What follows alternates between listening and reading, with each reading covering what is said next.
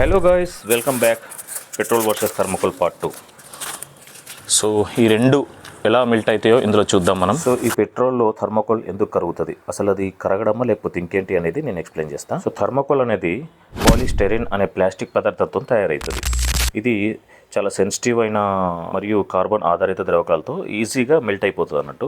పెట్రోల్లో యాసిటోన్, benzene, టోల్యూన్ వంటి carbon ఆధారిత సాల్వెంట్లు ఉంటాయి. ఇవి పాలిస్టైరిన్తో రియాక్ట్ అయ్యి దాన్ని కరిగించేస్తాయి. దీనివల్ల థర్మోకోల్ కరిగినట్టే కనిపిస్తుంది, కానీ నిజానికి అది కేవలం ద్రవీభవనం.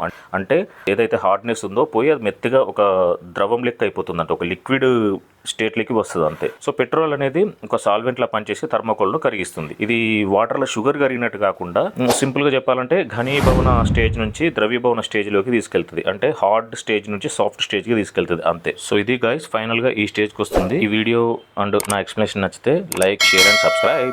పార్ట్ 3 కూడా ఉంటుంది, ఇంకా ఇంట్రెస్టింగ్గా ఉంటుంది.